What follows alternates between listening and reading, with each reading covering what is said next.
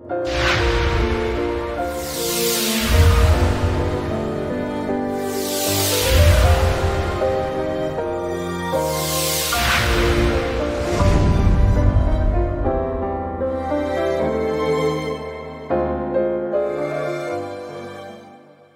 ଆମେ ଆମର ଭବିଷ୍ୟତ ଏବଂ ଭବିଷ୍ୟତବାଣୀ ଶୀର୍ଷକ ଉପଦେଶ ସହିତ ପରମେଶ୍ୱରଙ୍କ ବାକ୍ୟର ଅଧ୍ୟୟନ କରିବା। ଯେଉଁମାନେ ପରମେଶ୍ୱରଙ୍କୁ ବିଶ୍ୱାସ କରନ୍ତି ସେମାନଙ୍କ ଭବିଷ୍ୟତ କ'ଣ? ଯେତେବେଳେ ସେମାନେ କିଛି କରିବାକୁ ଚେଷ୍ଟା କରନ୍ତି ସେମାନେ ବିଫଳ ହୁଅନ୍ତି କି? ଆମର ଭବିଷ୍ୟତ ସମ୍ପର୍କରେ ପରମେଶ୍ୱର ଆମକୁ ବାଇବେଲରେ ଅନେକ ବାକ୍ୟ ଦେଇଛନ୍ତି। ସେ ଏପରି ଏକ ଜଗତ ସୃଷ୍ଟି କରିଛନ୍ତି ଯେଉଁଠାରେ କୌଣସି ମୃତ୍ୟୁ ହେବ ନାହିଁ। ସେହି ଜଗତ ଉଚ୍ଛଳିତ ଆନନ୍ଦ ଏବଂ ଖୁସିରେ ପରିପୂର୍ଣ୍ଣ ହେବ।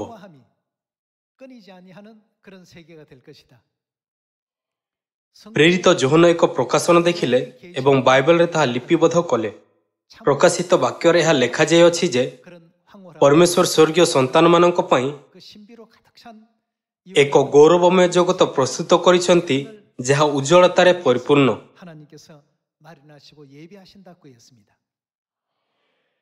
ଯେତେବେଳେ 2000 ବର୍ଷ ପୂର୍ବେ ଯୀଶୁ ଆସିଲେ ସେ କହିଲେ, ମୋହର ପିତାଙ୍କ ଘରେ ଅନେକ କୋଠରୀ ଅଛି। ଯୀଶୁ ଆମ୍ଭମାନଙ୍କୁ କହିଲେ ଯେ ସେ ଆମ୍ଭମାନଙ୍କ ପାଇଁ ଏକ ସ୍ଥାନ ପ୍ରସ୍ତୁତ କରିବାକୁ ସ୍ୱର୍ଗକୁ ଯାଉଛନ୍ତି। ଏହା କେଉଁ ପ୍ରକାରର ବାସସ୍ଥାନ? ଏକ ସୁନ୍ଦର ଜଗତ ଯାହା ବର୍ତ୍ତମାନର ଜୀବନ ସହିତ ତୁଳନା କରାଯାଇପାରିବ ନାହିଁ, ତାହା ଆମ ପାଇଁ ପ୍ରସ୍ତୁତ କରାଯାଇଅଛି। ଏହାକୁ ସମ୍ପନ୍ନ କରିବା ପାଇଁ ପରମେଶ୍ୱର ବାଇବେଲରେ ଅନେକ ଭବିଷ୍ୟତବାଣୀ କଲେ। ଲୋକମାନେ କେବଳ କଷ୍ଟ, ଅସୁବିଧା ଏବଂ ଦୁଃଖ ଅନୁଭବ କରି ନିରାଶାରେ ନିଜର ଭବିଷ୍ୟତ ପାଆନ୍ତି।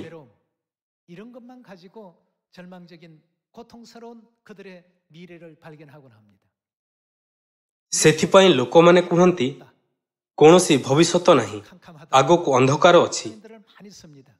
ଯେହେତୁ ପରମେଶ୍ୱର ଆମ୍ଭମାନଙ୍କ ପାଇଁ ଏକ ଉଜ୍ଜ୍ୱଳ ଭବିଷ୍ୟତ ପ୍ରସ୍ତୁତ କରିଛନ୍ତି, ତେଣୁ ଆମେ ଏପରି ଅଭିବ୍ୟକ୍ତି ବ୍ୟବହାର କରିବା ଉଚିତ ନୁହେଁ, ହଁ ନା? ଆଜି ଏହି ବିଷୟରେ ଆସନ୍ତୁ ଆମେ ଯିଶାୟା ଅଧ୍ୟାୟ 14ରେ ପରମେଶ୍ୱରଙ୍କ ବାକ୍ୟ ଉପରେ ନଜର ପକାଇବା। ଆସନ୍ତୁ ଯିଶାୟା ଅଧ୍ୟାୟ 14 ପଦ 24 ଦେଖିବା।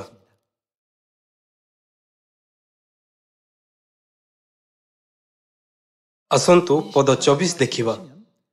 ସୈନ୍ୟାଧିପତି ସଦାପ୍ରଭୁ ଶପଥ କରି କହିଅଛନ୍ତି।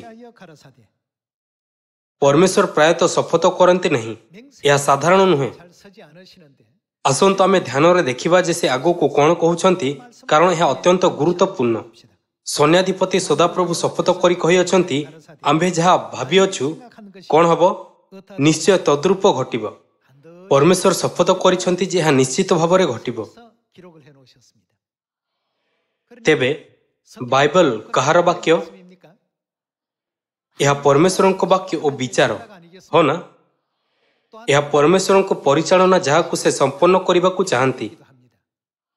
ସେଥିପାଇଁ ବାଇବେଲରେ ପରମେଶ୍ୱରଙ୍କ ବିଚାର ଏବଂ ପରିଚାଳନା ଅନ୍ତର୍ଭୁକ୍ତ ଅଛି। ଆସନ୍ତୁ ପୁନର୍ବାର ପଦ 24 ଦେଖିବା। ସୈନ୍ୟାଧିପତି ସଦାପ୍ରଭୁ ଶପଥ କରି କହିଅଛନ୍ତି, ଆମ୍ଭେ ଯାହା ଭାବିଅଛୁ ନିଶ୍ଚୟ ତଦ୍ରୂପ ଘଟିବ ଓ ଆମ୍ଭେ ଯେପରି ମନ୍ତ୍ରଣା କରିଅଛୁ କ'ଣ ହେବ, ସେପରି ସ୍ଥିର ହେବ। ତେବେ ଯଦି ପରମେଶ୍ୱର ଆମ୍ଭମାନଙ୍କୁ ସ୍ୱର୍ଗର ଅନନ୍ତ ରାଜ୍ୟ, ଏକ ଉଜ୍ଜ୍ୱଳ ଭବିଷ୍ୟତ ଏବଂ ଉଛୁଳି ପଡ଼ୁଥିବା ଆନନ୍ଦ ଦେବାକୁ ପ୍ରତିଜ୍ଞା କରନ୍ତି, ତେବେ ଏହା ସବୁ ସତ୍ୟ ହେବ। ପରମେଶ୍ୱରଙ୍କ ପ୍ରତିଜ୍ଞା କୌଣସି କାଳ୍ପନିକ ପ୍ରତିଜ୍ଞା ଠାରୁ ଭିନ୍ନ ନୁହେଁ କି? ଯଦି ଜଣେ ବ୍ୟକ୍ତି ଶପଥ ନିଅନ୍ତି ତେବେ ଅନ୍ୟମାନେ ତାଙ୍କ କଥାକୁ ବିଶ୍ୱାସ କରିବା ଉଚିତ। କିନ୍ତୁ ଏଠାରେ କିଏ ଶପଥ ନେଲେ? ପରମେଶ୍ୱର ଶପଥ କରିଛନ୍ତି। ଆମେ ସମ୍ପୂର୍ଣ୍ଣ ଭାବରେ ବିଶ୍ୱାସ କରିବା ଉଚିତ ଯେ ଏହି ସମସ୍ତ କାର୍ଯ୍ୟ ନିଶ୍ଚିତ ଭାବରେ ସମ୍ପୂର୍ଣ୍ଣ ହେବ। ଏବଂ ପରମେଶ୍ୱର ଆମକୁ ଯେଉଁ ପୁରସ୍କାର ଦେବା ନିମନ୍ତେ ପ୍ରତିଜ୍ଞା କରିଛନ୍ତି, ସେହି ପୁରସ୍କାର ନିମନ୍ତେ ତତ୍ପରତାପୂର୍ବକ ଦୌଡ଼ିବା ଉଚିତ। ପ୍ରଥମତଃ ଆସନ୍ତୁ ଆମେ ପ୍ରକାଶିତ ବାକ୍ୟ ଅଧ୍ୟାୟ 21ରେ ଆମ୍ଭମାନଙ୍କ ଭବିଷ୍ୟତ ବିଷୟରେ ପରମେଶ୍ୱରଙ୍କ ବାକ୍ୟ ଉପରେ ଏକ ନଜର ପକାଇବା। ପ୍ରକାଶିତ ବାକ୍ୟ ଅଧ୍ୟାୟ 21।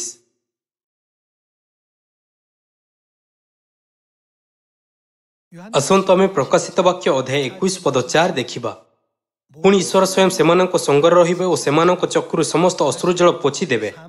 ମୃତ୍ୟୁ ଆଉ ଘଟିବ ନାହିଁ, ଶୋକ କି କ୍ରନ୍ଦନ କି ବ୍ୟଥା ଆଉ ହେବ ନାହିଁ, କାରଣ ପୂର୍ବ ବିଷୟ ସବୁ ଲୋପ ପାଇଅଛି।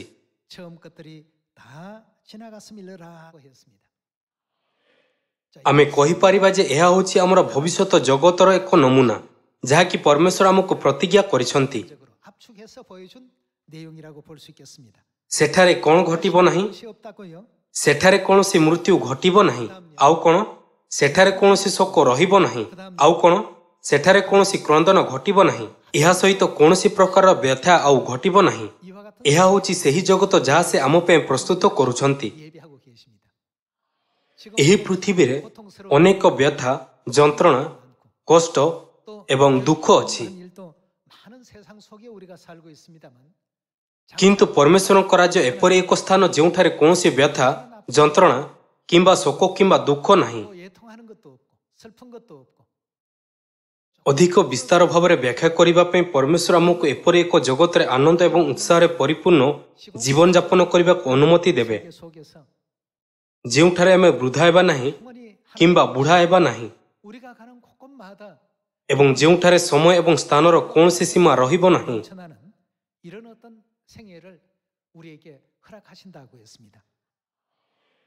ଏହା କାହାର ଯୋଜନା? ଏହା ହେଉଛି ପରମେଶ୍ୱରଙ୍କ ଯୋଜନା। ସୈନ୍ୟାଧିପତି ସଦାପ୍ରଭୁ ଶପଥ କରି କହିଅଛନ୍ତି, ଆମ୍ଭେ ଯାହା ଭାବିଅଛୁ ନିଶ୍ଚୟ ତଦ୍ରୂପ ଘଟିବ। କ'ଣ ହେବ? ଓ ଆମ୍ଭେ ଯେପରି ମନ୍ତ୍ରଣା କରିଅଛୁ, କ'ଣ ହେବ? ସେପରି ସ୍ଥିର ହେବ। ଏହା ଆମ୍ଭମାନଙ୍କ ଭବିଷ୍ୟତ। ପରମେଶ୍ୱର ବାରମ୍ବାର ଶପଥ କରି ଘୋଷଣା କରିଛନ୍ତି ଯେ ସେ ଏହାକୁ ସମ୍ପନ୍ନ କରିବେ। ଆମେ ପ୍ରାୟତଃ କେବଳ ଆଜି ଆମେ କିଏ ଏବଂ ଆମର ବର୍ତ୍ତମାନର ପରିସ୍ଥିତି ଉପରେ ଧ୍ୟାନ ଦେଉଥାଇ ଏବଂ ଅଭିଯୋଗ ଏବଂ ପୀଡ଼ାରେ ନିଜକୁ ନିୟୋଜିତ କରିଥାଉ। କିନ୍ତୁ ଆମେ କେବେ ବି ନିଜକୁ ଏପରି ଯନ୍ତ୍ରଣାଦାୟକ ପରିସ୍ଥିତିରେ ପଡ଼ିବାକୁ ଦେବା ଉଚିତ ନୁହେଁ। ଯଦି ଆମେ ସେହି ଚମତ୍କାର ସ୍ଥାନ ଏବଂ ସେହି ଅଦ୍ଭୁତ ଜଗତରେ ଅଂଶଗ୍ରହଣ କରିପାରିବା ନାହିଁ, ତେବେ ଏହା କେତେ ଦୁର୍ଭାଗ୍ୟଜନକ ହେବ।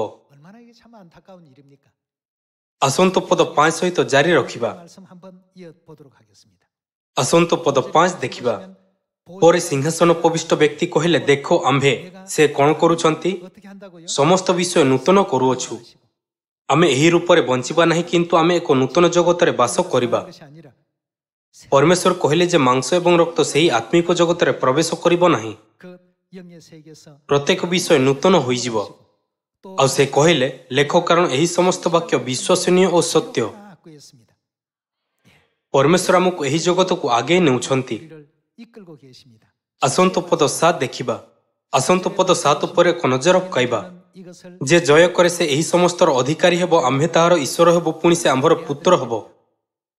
କିନ୍ତୁ ଯେଉଁମାନେ ଭୀରୁ, ଅବିଶ୍ୱାସୀ, ଘୃଣ୍ୟ, କଳଙ୍କିତ, ନରଘାତକ, ବ୍ୟଭିଚାରୀ, ମାୟାବୀ ଓ ପ୍ରତିମା ପୂଜକ, ସେମାନେ ଓ ସମସ୍ତ ମିଥ୍ୟାବାଦୀ ଅଗ୍ନି ଓ ଗନ୍ଧକ ପ୍ରଜ୍ୱଳିତ ହ୍ରଦରେ ଅଂଶ ପାଇବେ। ଏହା ହିଁ ଦ୍ୱିତୀୟ ମୃତ୍ୟୁ। ଆମେ ଏପରି ଲୋକ ହେବା ଉଚିତ ନୁହେଁ, ବରଂ ଆମେ ସେହି ଉଜ୍ଜଳ ଜଗତକୁ ଯିବା ଉଚିତ ଯାହା ପରମେଶ୍ୱର ଆମକୁ ଦେଖାଇଛନ୍ତି। ଆପଣ ରାଜି ନୁହନ୍ତି କି? ଆସନ୍ତୁ ଅଧ୍ୟାୟ 22କୁ ଯିବା। ଅଧ୍ୟାୟ 22 ପଦ 1। ପରେ ସେ ମୋତେ ଜୀବନଦାୟକ ଜଳର ଗୋଟିଏ ନଦୀ ଦେଖାଇଲେ, ତା ସ୍ଫଟିକ ସଦୃଶ ଉଜ୍ଜଳ। ପୁଣି ଈଶ୍ୱର ଓ ମେଷଶାବକଙ୍କ ସିଂହାସନରୁ ନିର୍ଗତ ହୋଇ ନଗରର ପଥ ମଧ୍ୟ ଦେଇ ପ୍ରବାହିତ ହେଉଅଛି। ସେହି ନଦୀର ଉଭୟ ପାର୍ଶ୍ୱରେ 12 ସ୍ତର ଫଳଦାୟକ ଜୀବନ ବୃକ୍ଷ ଅଛି।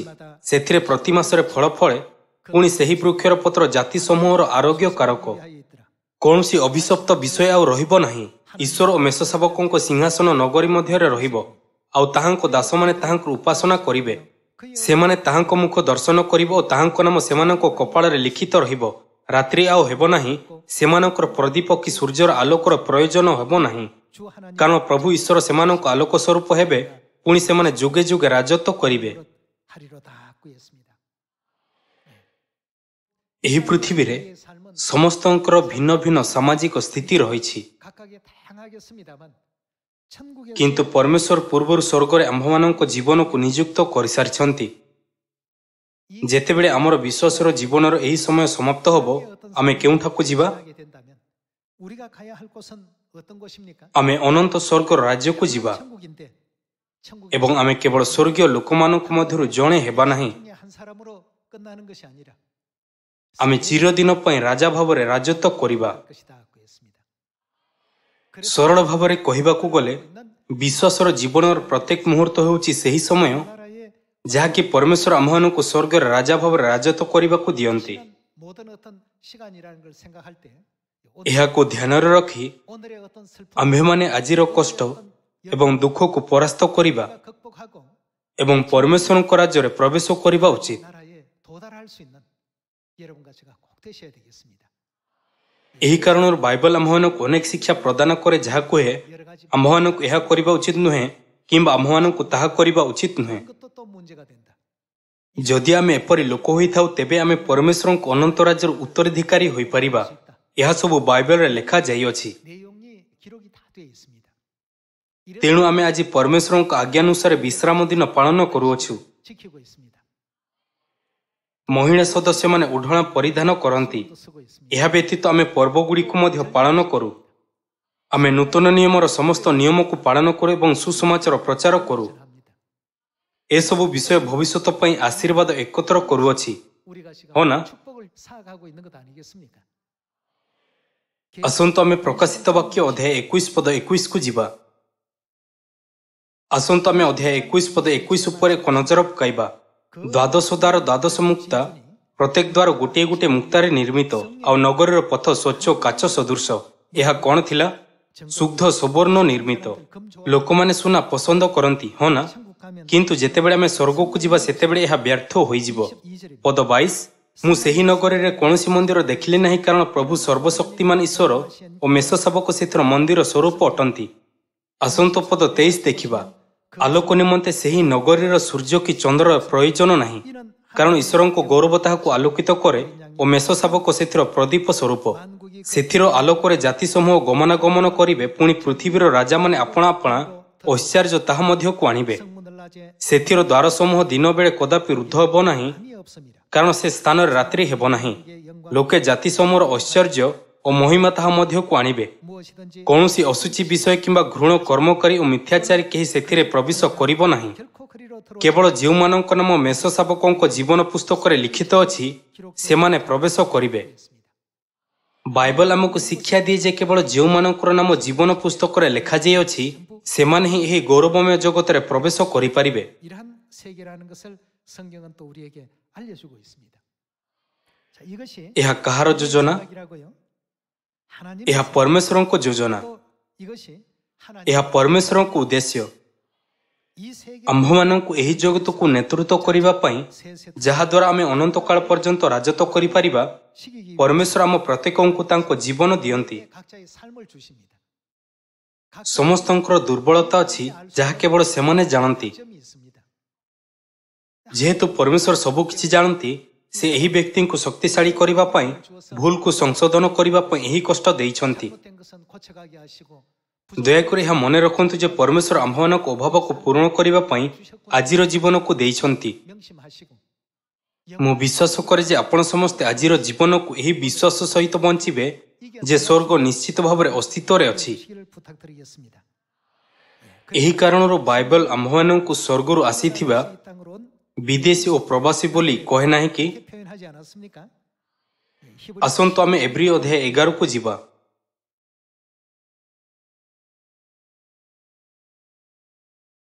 ଏବ୍ରୀ ଅଧ୍ୟାୟ 11 ପଦ 13, 말씀 보시면 ଏ ସମସ୍ତେ ବିଶ୍ୱାସରେ ପ୍ରାଣତ୍ୟାଗ କଲେ ସେମାନେ ପ୍ରତିଜ୍ଞାତ ଫଳ ପ୍ରାପ୍ତ ହେଲେ ନାହିଁ, 받지 못하였으니 ମାତ୍ର ଦୂରରୁ ତାହା ଦେଖି ଅଭିନନ୍ଦନ କଲେ ଏବଂ ପୃଥିବୀରେ ଆପଣମାନଙ୍କୁ ବିଦେଶୀ ଓ ପ୍ରବାସୀ ବୋଲି ସ୍ୱୀକାର କଲେ। 하는 이 대목은 ପୃଥିବୀର ଅର୍ଥ ଏହି ଜଗତରେ। 외국인과 나그네로라 증거하였다고 했습니다. ସେମାନେ କହନ୍ତି ଏହି ପୃଥିବୀ ମୋର ଘର ନୁହେଁ, 영원한 집이 아니고 ଏହା ମୋର ଦେଶ ନୁହେଁ। 살면서 외국인이다 ସେମାନେ ନିଜକୁ ବିଦେଶୀ ଓ ପ୍ରବାସୀ ବୋଲି ବର୍ଣ୍ଣନା କଲେ। 한다고 했습니다. ଆସନ୍ତୁ ଆମେ ପଦ 14 ଦେଖିବା। କାରଣ ଯେଉଁମାନେ ଏହିପରି କଥା କହନ୍ତି ସେମାନେ ଯେ ନିଜର ଗୋଟିଏ ଦେଶ ଅନ୍ୱେଷଣ କରୁଅଛନ୍ତି ଏହା ପ୍ରକାଶ କରନ୍ତି। ପୁଣି ଯେଉଁ ଦେଶରୁ ସେମାନେ ବାହାରି ଆସିଥିଲେ ଯଦି ପ୍ରକୃତରେ ସେହି ଦେଶକୁ ସ୍ମରଣ କରିଥାନ୍ତେ ତାହେଲେ ସେମାନଙ୍କର ବାହୁଡ଼ି ଯିବାକୁ ସୁଯୋଗ ହୋଇଥାନ୍ତା। କିନ୍ତୁ ସେମାନେ ଗୋଟିଏ ଉତ୍କୃଷ୍ଟତର ଦେଶ କ'ଣ ଅର୍ଥାତ୍ ସ୍ୱର୍ଗୀୟ ଦେଶର ଆକାଂକ୍ଷା କରୁଥିଲେ। ଅନନ୍ତ ସ୍ୱର୍ଗର ରାଜ୍ୟ ଏକ ଉତ୍କୃଷ୍ଟତର ଦେଶ, ଆମର ଅନନ୍ତ ଘର। 돌아갈 영원한 고향입니다. ଅଧିକାଂଶ ଲୋକ ଜାଣନ୍ତି ନାହିଁ ଯେ ସେମାନେ କେଉଁଠାରୁ ଆସିଛନ୍ତି ଏବଂ ସେମାନେ ଜାଣନ୍ତି ନାହିଁ ଯେ ସେମାନେ କେଉଁଠାକୁ ଯାଉଛନ୍ତି। 이 지구상에는 대다수라고 볼 수 있겠습니다. କିନ୍ତୁ ପରମେଶ୍ୱର ଆମ୍ଭମାନଙ୍କୁ ଅସ୍ତିତ୍ୱର ଆରମ୍ଭ ଏବଂ ଅନ୍ତ ଜଣାନ୍ତି। 알고 계십니다. ପରମେଶ୍ୱର ଆମକୁ କୁହନ୍ତି ଯେ ଆମର ବାସ୍ତବିକ ଗୃହନଗର କେଉଁଠାରେ ଅଛି। ଯଦି ଆମର ଗୃହନଗର ସ୍ୱର୍ଗ ତେବେ ଆମେ କାହିଁକି ଏହି ପୃଥିବୀକୁ ବିଦେଶୀ ଓ ପ୍ରବାସୀ ଭାବରେ ଆସିଅଛୁ? 이 땅에 온 겁니까? 결국 ପରିଶେଷରେ ଆମେ ସ୍ୱର୍ଗ ରାଜ୍ୟରେ ଥିଲୁ, 존재들이고 କିନ୍ତୁ ଆମେ ଆମର ପାପ ହେତୁ ଏହି ପୃଥିବୀକୁ ଆସିଲୁ। 죄 때문에 왔고 이 ପରମେଶ୍ୱରଙ୍କ ଇଚ୍ଛା ଅନୁଯାୟୀ 은혜롭고 ଏହି ପୃଥିବୀରେ ସୌଜନ୍ୟପୂର୍ଣ୍ଣ ଭାବରେ 가운데서 정리한 ଜୀବନଯାପନ କରିବା ପରେ 지금 영원한 천국 ଆମେ ସ୍ୱର୍ଗର ଅନନ୍ତ ରାଜ୍ୟକୁ ଫେରିପାରିବା। 하나님께서 그리 ମୁଁ ଆଶା କରେ ଯେ ଆମେ ଏହି ଗୌରବମୟ ଜଗତକୁ କେବେ ହରାଇବା ନାହିଁ। 이 영화로운 세계 놓치지 않길 바라겠습니다. ଲୁକ୍ ପୁସ୍ତକରେ 부자 ଧନୀ ଲୋକ ଏବଂ ଲାଜରଙ୍କ ଦୃଷ୍ଟାନ୍ତ 천국과 지옥 ସ୍ୱର୍ଗ ଏବଂ ନର୍କ ବିଷୟରେ ଉଲ୍ଲେଖ ନାହିଁ କି? ଧନୀ ଲୋକ ପରମେଶ୍ୱରଙ୍କୁ ଭଲ ଭାବରେ ଜାଣିନଥିଲା ଏବଂ ତାହାର ପରମେଶ୍ୱରଙ୍କଠାରେ ବିଶ୍ୱାସ ନଥିଲା। 믿음도 갖지 않았고 ଏହି କାରଣରୁ ତାହାଙ୍କୁ ଅନନ୍ତ ନର୍କରେ ଯନ୍ତ୍ରଣା ଭୋଗିବାକୁ ପଡ଼ିଲା। 세토록 고난을 당하는 장면이 ମୁଁ ପ୍ରାର୍ଥନା କରୁଅଛି ଯେ 바라볼 때 ଆମର ସ୍ୱର୍ଗୀୟ ପରିବାରର ସଦସ୍ୟମାନେ 그런 곳에는 କେବେ ବି ଏପରି ସ୍ଥାନକୁ ନ ଯାଆନ୍ତୁ। 가족들이 다 되었으면 좋겠습니다. ଆମ୍ଭମାନଙ୍କ ଭବିଷ୍ୟତ ବିଷୟରେ ପରମେଶ୍ୱର ଆମ୍ଭମାନଙ୍କୁ ଏହି ବାକ୍ୟଗୁଡ଼ିକୁ ବାଇବଲରେ ଦେଇଛନ୍ତି। 이렇게 말씀을 주셨는데 ଆମ୍ଭମାନଙ୍କୁ ସେହି ଗୌରବମୟ ସ୍ଥାନକୁ ଯିବା ପାଇଁ କିଛି ଜିନିଷ ଅଛି ଯାହା ପରମେଶ୍ୱର ଆମ୍ଭମାନଙ୍କ ପାଇଁ ଏହି ପୃଥିବୀରେ କରିବା ପାଇଁ ପ୍ରସ୍ତୁତ କରିଛନ୍ତି। 준비해 놓으신 게 있습니다. ଆମକୁ ଏହି ପଥ ଅନୁସରଣ କରିବା ଉଚିତ, 따라가야 됩니다. 이 길을 ନହେଲେ ଆମେ ସେହି ଗୌରବମୟ ଜଗତରେ ପ୍ରବେଶ କରିପାରିବା ନାହିଁ। ସେଥିପାଇଁ ପରମେଶ୍ୱର ଏହି ପୃଥିବୀକୁ ଆସିଲେ ଏବଂ ମେଷ ଶାବକ ହେଲେ ଯାହାଦ୍ୱାରା ଆମେ ତାହାଙ୍କୁ ଅନୁସରଣ କରିପାରିବା। 따라오게끔 하셨습니다. ତେଣୁ ପ୍ରକାଶିତ ବାକ୍ୟ ଅଧ୍ୟାୟ 14ରେ ବାଇବଲ ଆମ୍ଭମାନଙ୍କୁ କ'ଣ କରିବାକୁ କହିଥାଏ? 어떻게 하라고 ଏହା ଆମକୁ କୁହେ ଯେ ମେଷ ଶାବକ ଯେଉଁଠାକୁ ଯାଆନ୍ତି ସେଠାରେ ତାଙ୍କୁ ଅନୁସରଣ କର। ଆହୁରି ଯେତେବେଳେ ଆମେ ମିକା ଅଧ୍ୟାୟ 4 ପଦ 1ରୁ ପଢ଼ୁ ତେବେ ଆମ୍ଭମାନଙ୍କୁ କ'ଣ କରିବା ଉଚିତ ଯେତେବେଳେ ସେ ଶେଷ ଦିନରେ ଆପଣା ପଥ ବିଷୟ ଶିକ୍ଷା ଦିଅନ୍ତି? 하라고 했습니까? ଆମେ ତାଙ୍କ ଶିକ୍ଷା ଅନୁସରଣ କରିବା ଉଚିତ। 하고 했습니다. ଏହିପରି କାହିଁକି? 했습니까? ସେ ଆମକୁ କେଉଁଠାକୁ ନେଇଯାଆନ୍ତି? 이 천국 ସ୍ୱର୍ଗର ଅନନ୍ତ ରାଜ୍ୟକୁ। 세계를 ଆମେ ସେହି ଜଗତକୁ ଦେଖିବା ଉଚିତ। ଜଣେ ସଦସ୍ୟ ଆଜି ଅନେକ ଫଳ ଉତ୍ପନ୍ନ କରିଛନ୍ତି, ଏହା ଏକ ଭଲ କଥା। ଜଣେ ସଦସ୍ୟ 10 ବର୍ଷ କିମ୍ବା 20 ବର୍ଷ ଧରି ସତ୍ୟରେ ରହି ଆସିଛନ୍ତି, ଏହା ମଧ୍ୟ ଏକ ଭଲ କଥା। 10년, କିନ୍ତୁ 20년의 그 ଗୁରୁତ୍ୱପୂର୍ଣ୍ଣ ବିଷୟ ହେଉଛି ଯେ ଆମେ ଆଜି 세월의 삶이 과연 아버지의 ପିତାଙ୍କ ଇଚ୍ଛା ଅନୁସାରେ ଜୀବନଯାପନ କରୁଅଛୁ କି ନାହିଁ। 중요한 일이라고 볼 수 있겠습니다. ପରମେଶ୍ୱର କହିଲେ ଯେ ତାଙ୍କର ବିଚାର ଏବଂ ତାଙ୍କର ଯୋଜନା ନିଶ୍ଚିତ ଭାବରେ ପୂରଣ ହେବ।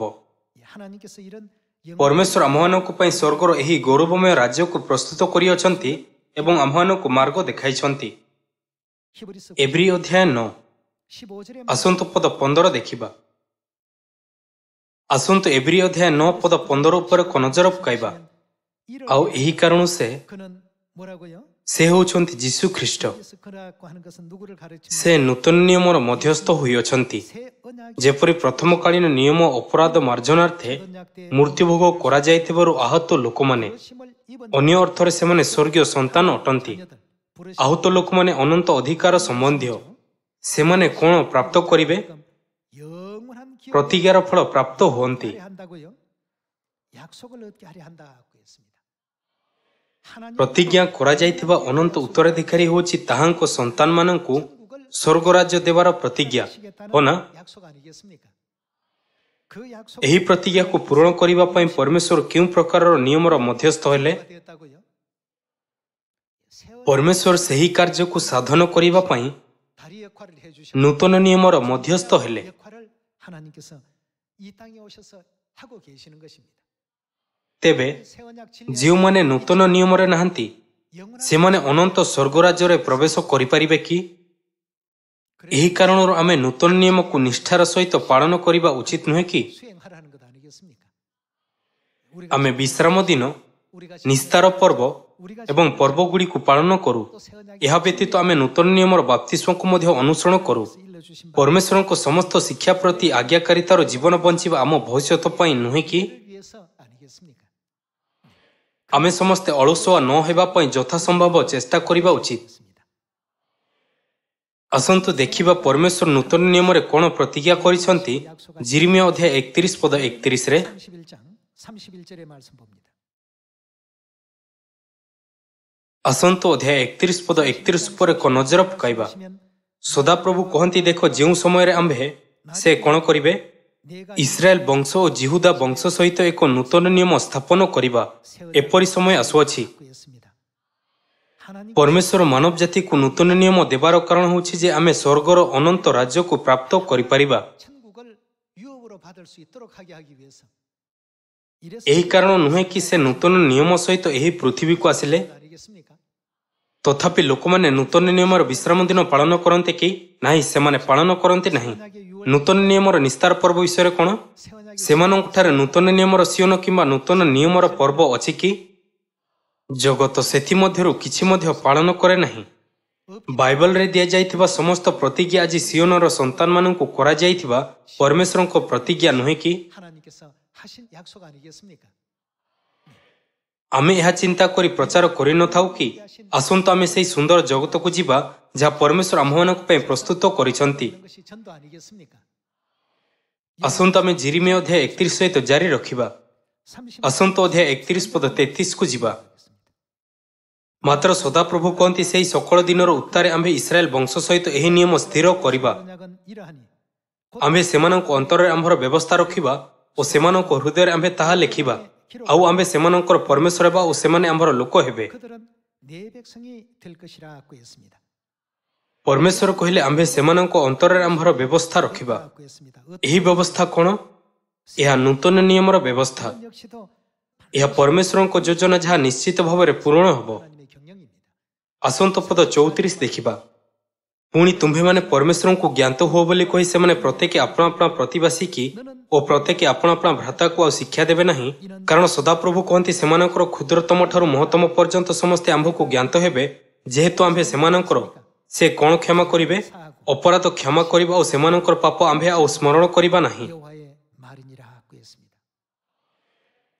ନୂତନ ନିୟମ ମାଧ୍ୟମରେ ପରମେଶ୍ୱର ଆମ୍ଭମାନଙ୍କ ଅପରାଧ କ୍ଷମା କରିବେ ଏବଂ ଆମ୍ଭମାନଙ୍କ ପାପକୁ ଦୂର କରିବେ। 없애 주시겠다고 했습니다. ଯେହେତୁ ନୂତନ ନିୟମ ଏପରି ଏକ ବହୁମୂଲ୍ୟ ସତ୍ୟ ଯାହା ଆମ୍ଭମାନଙ୍କ ଭବିଷ୍ୟତକୁ ଉଜ୍ଜ୍ୱଳ କରିଥାଏ, 귀중한 진리이기 때문에 ତେବେ ଆମେ ନୂତନ ନିୟମର ବିଶ୍ରାମ ଦିନ ଓ ନିସ୍ତାର ପର୍ବ ପାଳନ କରୁଅଛୁ କି? 규례를 지키고 있는 것 아니겠습니까? 우리 ଆମକୁ ଦିଆଯାଇଥିବା ଭବିଷ୍ୟତ ବାସ୍ତବରେ ସୁନ୍ଦର ଏବଂ ଉଜ୍ଜ୍ୱଳ।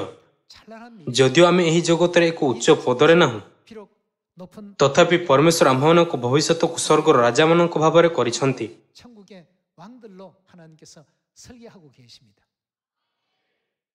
ତେଣୁ ଆସନ୍ତୁ ଆମେ କେବଳ ଆଜିର ଜୀବନ ଉପରେ ନିର୍ଭର କରିବା ନାହିଁ, ବରଂ ସ୍ୱର୍ଗ ଆଡ଼କୁ ଦୌଡ଼ିବା। 천국을 꼭 바라보고 달려갑시다. ବାଇବେଲ କୁହେ ଯେ ଜଣେ ମନୁଷ୍ୟର ଆୟୁର ପରିମାଣ 70 ବର୍ଷ ବା ବଳ ସକାଶୁ 80 ବର୍ଷ ହୁଏ। 몇 년이라고요? ଏହା ହେଉଛି ହାରାହାରି ଜୀବନ କାଳ। 연수가 그렇다는 것입니다. ଏହିପରି ଯେଉଁମାନେ 70ରୁ 80 ବର୍ଷ ମଧ୍ୟରେ ନୂତନ ନିୟମ ଶିଖିଛନ୍ତି, ବାସ୍ତବରେ ସେମାନେ ଧନ୍ୟ ଅଟନ୍ତି। 복된 사람들입니다. ତଥାପି ଅନେକ ଲୋକ ଏପର୍ଯ୍ୟନ୍ତ ଏପରି ଆଶୀର୍ବାଦ ପାଇନାହାନ୍ତି। 우리에게 ପରମେଶ୍ୱର ଆମକୁ ସମୀରଣ ଏବଂ ପୃଥିବୀର ପ୍ରାନ୍ତ ପର୍ଯ୍ୟନ୍ତ ଏହି ସୁସମାଚାର ପ୍ରଚାର କରିବାକୁ କହନ୍ତି ନାହିଁ କି?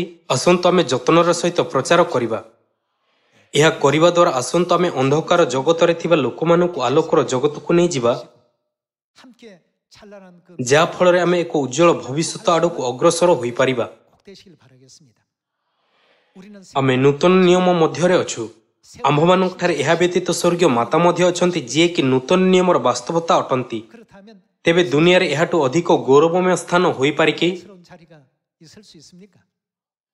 ଯେହେତୁ ଏହା ଏକ ଅଦ୍ଭୁତ ସ୍ଥାନ, 좋은 곳이 ତେଣୁ ପରମେଶ୍ୱର ଏହାକୁ ଆମ୍ଭମାନଙ୍କ ସହିତ ପରିଚିତ କରାଇଲେ ନାହିଁ କି? ପରମେଶ୍ୱର ଆମକୁ କେଉଁଠାରେ ପ୍ରବେଶ କରିବାକୁ କହିଲେ? ଆମକୁ ପରମେଶ୍ୱରଙ୍କ ସ୍ୱର ଶୁଣିବା ଆବଶ୍ୟକ, ଯିଏ ଆମ ପାଇଁ ଏଭଳି ଉଜ୍ଜ୍ୱଳ ଭବିଷ୍ୟତ ପ୍ରସ୍ତୁତ କରିଛନ୍ତି। ଆସନ୍ତୁ ଆମେ ଜିରିମିୟା ଅଧ୍ୟାୟ 4 ପଦ 5 ଦେଖିବା। ଆସନ୍ତୁ ଆମେ ଅଧ୍ୟାୟ 4 ପଦ 5 ଦେଖିବା। ତୁମ୍ଭେମାନେ ଜିହୁଦାରେ ପ୍ରଚାର କର ଓ ଜେରୁସାଲେମରେ ଘୋଷଣା କର। ଆଉ କୁହ, ତୁମ୍ଭେମାନେ ଦେଶରେ ତୁରୀ ବଜାଅ, 나팔을 불라하며 또 ଉଚ୍ଚ ସ୍ୱର କରି କୁହ, ତୁମ୍ଭେମାନେ ଏକତ୍ର ହୁଅ, ଆସ ଆମ୍ଭେମାନେ ଦୃଢ଼ ନଗରମାନଙ୍କୁ ଯାଉ। 자고 ଦୃଢ଼ ନଗରର ନାମ କ'ଣ? ଏହା ହେଉଛି ସିଓନ। ସିଓନ ଆଡ଼େ ଧ୍ୱଜା ଟେକ, ରକ୍ଷା ନିମନ୍ତେ ପଳାଅ, ବିଳମ୍ବ କର ନାହିଁ। 지체하지 말라고 했습니다. ବାଇବେଲ ଆମକୁ ଦୃଢ଼ ନଗର ସିଓନକୁ ଶୀଘ୍ର ଯିବା ପାଇଁ ଶିକ୍ଷା ଦିଏ। 하나님께서 ଯଦି ଏହା ପରମେଶ୍ୱରଙ୍କ ବାକ୍ୟ, ତେବେ ଆମେ କ'ଣ କରିବା ଉଚିତ? ସିଓନ ବାସ୍ତବରେ ଏକ ଗୌରବମୟ ଓ ଚମତ୍କାର ସ୍ଥାନ। 영화로운 것이고 찬란한 것입니다. ପରମେଶ୍ୱର ଆମକୁ ଅନନ୍ତ ଜୀବନ, ପରିତ୍ରାଣ ଏବଂ ପାପକ୍ଷମାର ଆଶୀର୍ବାଦ ସିଓନରେ ପ୍ରଦାନ କରନ୍ତି ନାହିଁ କି? 죄 사함의 은혜도 나를 주신 것 아니겠습니까? କ'ଣ ଆପଣ ଓ ମୁଁ ବର୍ତ୍ତମାନ ସିଓନରେ ଅଛୁ? 들어와 있나요? 네, ହଁ, 들어와 있습니다. ଆମେ ସିଓନରେ ଅଛୁ। ଆସନ୍ତୁ ଆମେ ଏଲୋହିମ୍ ପରମେଶ୍ୱର, ପିତା ପରମେଶ୍ୱର ଓ ମାତା ପରମେଶ୍ୱରଙ୍କୁ ଅନନ୍ତ ଧନ୍ୟବାଦ, ସମ୍ମାନ ଏବଂ ଗୌରବ ପ୍ରଦାନ କରିବା, 존귀와 ଯେଉଁମାନେ ଆମ୍ଭମାନଙ୍କୁ ସିଓନରେ ଆହ୍ୱାନ କରିଛନ୍ତି ଏବଂ ସର୍ବଦା ସେହି ଭବିଷ୍ୟତ ପ୍ରତି ଧ୍ୟାନ କେନ୍ଦ୍ରିତ କରିବା ଯାହା ଆମ୍ଭମାନଙ୍କ ପାଇଁ ଭବିଷ୍ୟତବାଣୀ କରାଯାଇଅଛି। ଯଦି ଆମେ ଏହା ଚିନ୍ତା କରି ବର୍ତ୍ତମାନର ଅସୁବିଧାରେ ନିଜକୁ ବୁଡ଼ାଇ ଦେଉ ଯେ ମୁଁ ଏହି ଅସୁବିଧାର ସମ୍ମୁଖୀନ ହୋଇଛି କିମ୍ବା ମୁଁ ଏହି ଯନ୍ତ୍ରଣାରେ ପୀଡ଼ିତ, ତେବେ ଆମେ ଆମର ଭବିଷ୍ୟତ ହରାଇ ପାରିବା। ମୁଁ ଆଶା କରେ ଯେ ଆମର ସମସ୍ତ ସ୍ୱର୍ଗୀୟ ପରିବାରର ସଦସ୍ୟ ସ୍ୱର୍ଗର ଗୌରବମୟ ରାଜ୍ୟରେ ଅନନ୍ତ ଜୀବନ 고통도 없고 ଏବଂ ଆଶୀର୍ବାଦ ଉପଭୋଗ କରିବାକୁ ସକ୍ଷମ ହେବେ, ଯେଉଁଠାରେ କୌଣସି ମୃତ୍ୟୁ, ଶୋକ କିମ୍ବା ଯନ୍ତ୍ରଣା ରହିବ ନାହିଁ, କିନ୍ତୁ ଆନନ୍ଦ ଏବଂ ଖୁସି ଚମତ୍କାର ଭାବରେ ଉଛୁଳି ପଡ଼ୁଥିବ। 수 있는 우리 하늘 가족들 꼭 되시길 부탁하겠습니다. ଆମ୍ଭମାନଙ୍କ ଗୃହନଗର କେଉଁଠାରେ? ଏହା କୁହେ ଯେ 1장 ଆମର ଗୃହନଗର ସ୍ୱର୍ଗ ରାଜ୍ୟ। 천국이라고 이렇게 알려주고 있습니다. ଆସନ୍ତୁ ଆମେ ସ୍ୱର୍ଗ ରାଜ୍ୟକୁ ହରାଇବା ନାହିଁ। 여러분과 제가 꼭 되도록 합시다. ମୁଁ ଆମ ସ୍ୱର୍ଗୀୟ ପରିବାରର ସମସ୍ତ ସଦସ୍ୟଙ୍କୁ ଅନୁରୋଧ କରୁଅଛି ଯେ ସେମାନେ ପିତା ପରମେଶ୍ୱର ଏବଂ ମାତା ପରମେଶ୍ୱରଙ୍କୁ ଆମ୍ଭମାନଙ୍କୁ ନୂତନ ନିୟମ ଶିକ୍ଷା ଦେବା ପାଇଁ ଅନନ୍ତ ଧନ୍ୟବାଦ, ସମ୍ମାନ ଏବଂ ଗୌରବ ପ୍ରଦାନ କରନ୍ତୁ, ଯାହାଦ୍ୱାରା ଆମେ ସ୍ୱର୍ଗ ରାଜ୍ୟକୁ ଯାଇପାରିବା। 부탁드리겠습니다. ଏହା ସହିତ ମୁଁ ଉପଦେଶ ଶେଷ କରିବାକୁ ଚାହୁଁଅଛି। ଆପଣଙ୍କୁ ଧନ୍ୟବାଦ।